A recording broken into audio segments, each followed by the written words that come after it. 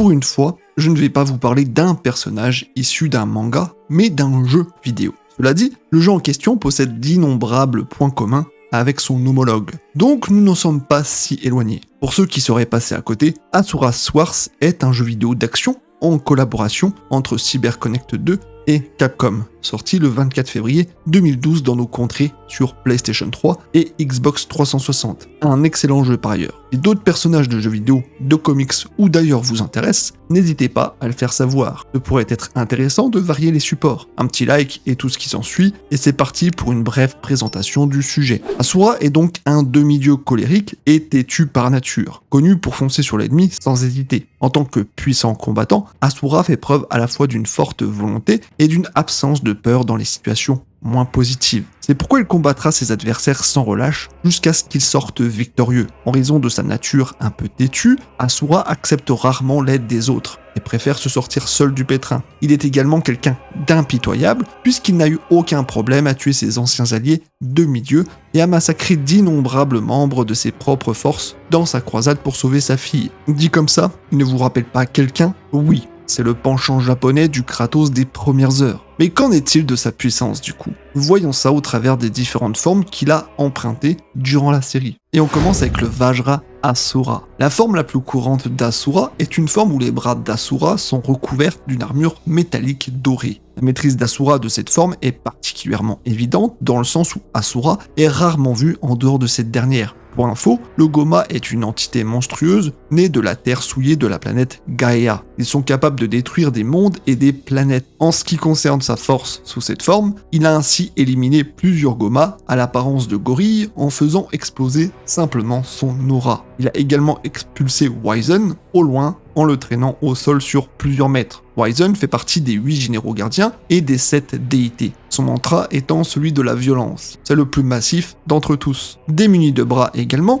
il donne un coup de tête à Yasha assez fort pour briser un gros rocher derrière lui et propulser son ami et son rival. Emprisonné au sein de la roche, il arrive à s'en détacher assez aisément. Ses poings sont alors assez forts pour frapper un grand soldat Bouddha ou encore faire rebondir une tortue Goma de plusieurs mètres de hauteur, et cela sans grande difficulté comme on peut le constater ici. Et puis s'il ne possède pas la capacité de voler, il peut néanmoins s'élancer dans les airs en frappant le sol très fort, atteignant de ce fait des hauteurs vertigineuses. Quelle que soit la masse de son adversaire, il n'y a donc pas à s'en faire, puisqu'il peut sans aucun souci briser une défense massive d'un éléphant et le lancer justement dans les airs sans aucun problème. Ça me rappelle un passage de Toriko par ailleurs, je ne sais pas pourquoi. Il arrive de plus à traverser l'attaque de Chakravartin, en plus de le frapper à plusieurs reprises. Ce personnage est aussi connu sous le nom d'Araignée d'Or, en plus d'être le créateur et le dieu du mantra. De ce fait, celui qui a créé les Goma. Il est le second antagoniste central de la série. Mais que serait un protagoniste s'il ne pouvait pas résister à des attaques suprêmes?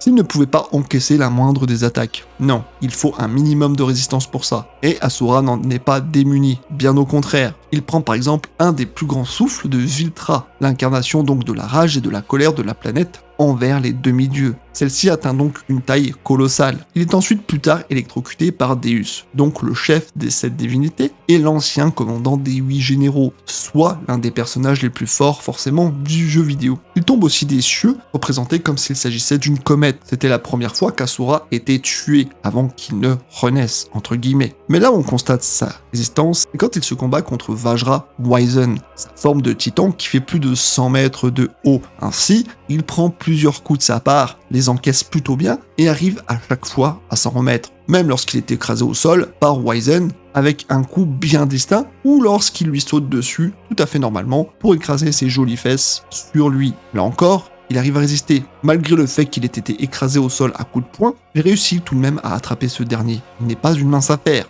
on peut le voir. D'ailleurs, que ce soit des coups de poing ou autre chose, notamment une chute de missile, il peut en ressortir indemne, tout en évitant un soldat qui l'attaque juste après. Il est en outre assommé par un coup de tête d'Augus, l'une des 7 déités, mais aussi l'ancien ami et mentor d'Asura. Il est l'un de leurs membres les plus forts, surtout les plus habiles en arts martiaux. Et le simple fait de pouvoir encaisser un coup de poing d'Augus n'est vraiment pas quelque chose que tout le monde peut reproduire, je vous le garantis. Et c'est la même chose pour Yasha, le beau-frère et rival d'Asura, lui aussi membre de cette déité, en plus d'être le deutéragoniste de l'histoire, personnage qu'on peut d'ailleurs jouer à de rares occasions. Il s'échange même des coups à force égale dans les airs, digne d'un Naruto contre Sasuke. On peut le voir, c'est assez spectaculaire, et on ressent bien l'intensité des coups qui sont donnés. Il est d'ailleurs encore plus fort que Goku lorsqu'il grimpait sur la tour Karin, puisque lui il grimpe tout droit dans la tour qui mène à Naraka en courant tout simplement. Il peut par ailleurs céder des rochers qui tombent pour s'en servir comme plateforme et prendre de la hauteur, un classique dans certains animés. Il esquive même plusieurs attaques rapides de Chakravartin.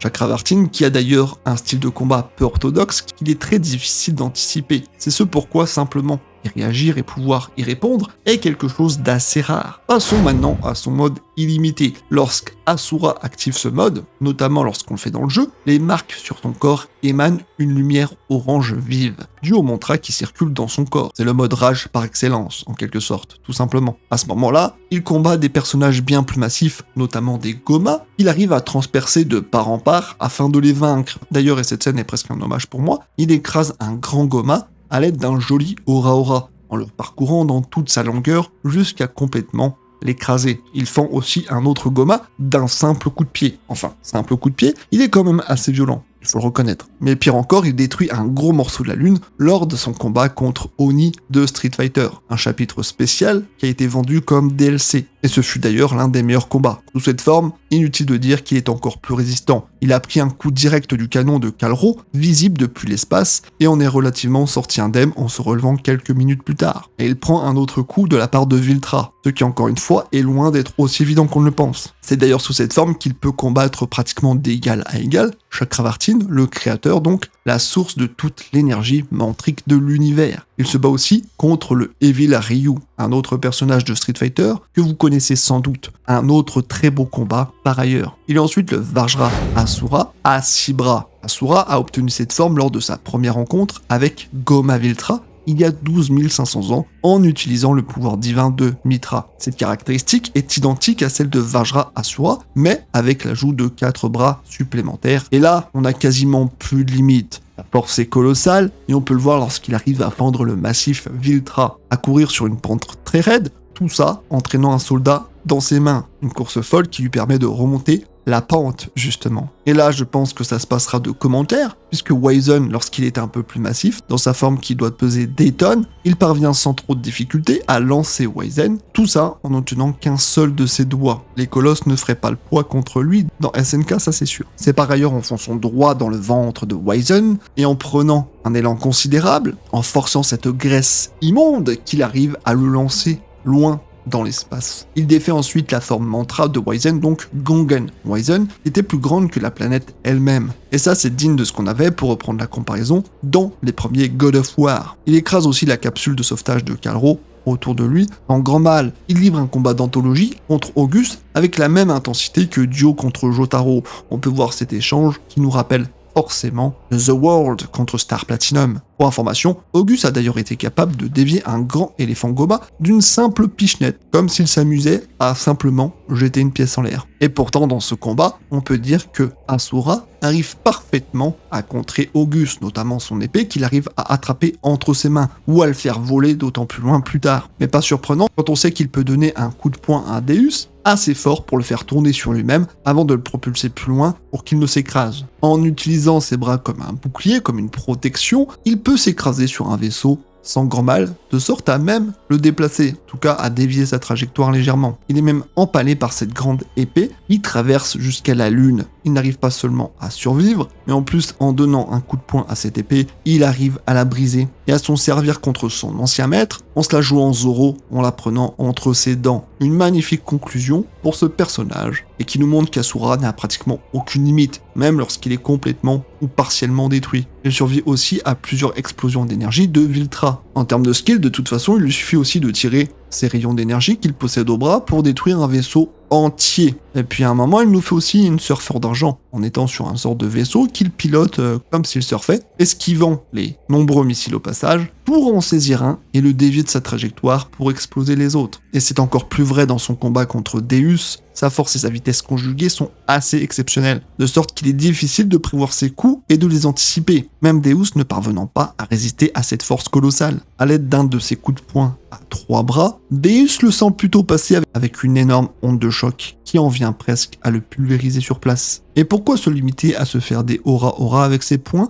s'il peut en plus lancer des rayons d'énergie? Eh bien, il le fait avec des projectiles justement, provoquant plusieurs explosions massives pour détruire les vaisseaux alentours. Contre Oni sous cette forme, le combat est aussi un peu plus équitable, si bien qu'il peut attraper et détourner l'attaque d'Oni.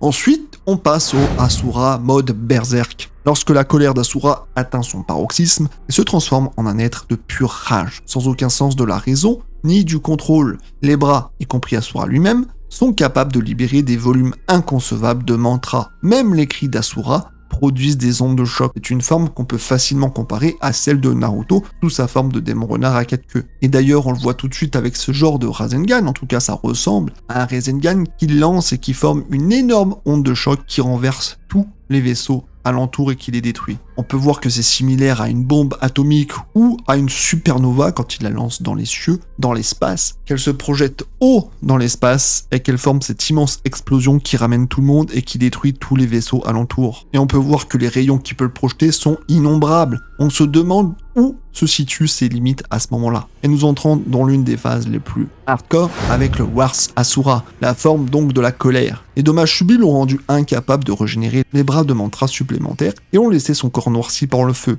En tant qu'Asura de la colère, son corps ne peut pas contenir les volumes de mantra que sa colère a générés, ce qui a entraîné une décomposition progressive et une mort éventuelle. Et là, c'est évidemment son combat contre Yasha qui nous montre toute l'étendue de ce pouvoir. Il arrive ainsi à égaler la force et la vitesse de ce dernier, qui est connu comme étant supérieure à celle des autres. On ne constate pas de grosses différences par rapport à sa forme de base, mais en tout cas, il était important de la noter. Et ensuite, le Manta Asura. Lors de l'assaut final sur Goma Viltra, Asura atteint son plus haut degré de puissance. Après avoir été baigné dans le mantra libéré du Brahmastra par Mitra, Asura devient Mantra Asura. Et là, eh bien, que dire à part que rien ne semble pouvoir lui résister et que ses limites sont de moins en moins perceptibles. Il esquive ainsi assez facilement les différentes attaques rapides de Chakravartin. Et c'est lors d'un puissant uppercut qu'on peut voir combien sa puissance est très élevée. Et encore une fois, on a un peu une référence à Giorno lorsqu'il fait son Muda Muda Muda. Hein. Moi, je trouve que cette scène est très ressemblante. Elle a beaucoup de similitudes avec cet enchaînement de coups de poing en l'air qui propulse Chakravartin dans les airs. Et là, eh ben, même Oni commence à transpirer. On peut voir qu'il arrive à parcourir une très grande distance en enfonçant la tête d'Oni dans le sol, jusqu'à le lancer un peu plus tard, bien plus loin. Un combat qui se déroule sur la Lune et qui nous donne droit à tous les excès possibles. On peut difficilement faire mieux, en tout cas le combat entre les deux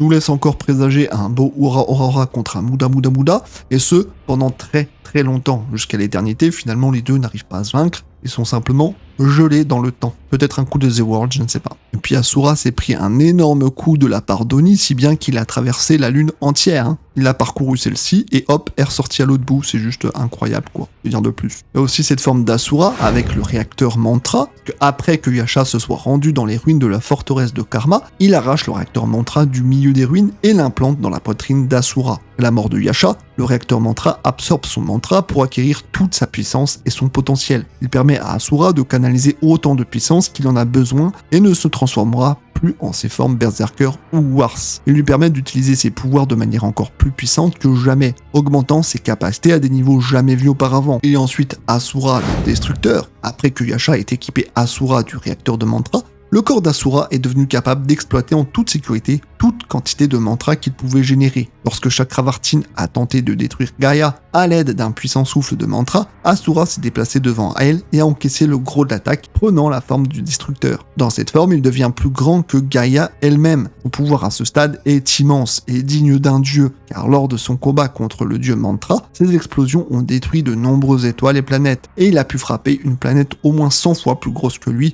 au point de la faire éclater. On peut dire qu'il est littéralement devenu un vaisseau à part entière, qu'il est une machine, tout simplement. Il a de ce fait brisé l'énorme tête de Chakravartin avec un puissant coup du droit. Enfin, je vais terminer par Asura du mantra à 6 bras. En entrant dans l'horizon des événements de Chakravartin, Asura a pris cette forme. C'est essentiellement la version plus massive du Vajra Asura à 6 bras, mais avec beaucoup plus de puissance. Cette forme est plus que suffisante pour endommager Chakravartin, si, comme on peut le constater, Asura est assurément l'un des personnages les plus puissants du monde du jeu vidéo, et sans doute qu'un combat entre lui et Kratos ferait des merveilles, même si je pense que Asura est bien au-dessus du fait qu'il affronte des entités galactiques et qu'il peut sans problème affecter des planètes entières. Non, par contre, un combat contre Toriko, là ce serait quelque chose. De plus, les références sont nombreuses, notamment à Street Fighter, Capcom oblige, mais les similitudes avec d'autres grands noms ne s'arrêtent pas là, comme l'incroyable Hulk ou Naruto justement. CyberConnect 2 étant à l'origine des Naruto Storm, c'est plutôt logique cela dit.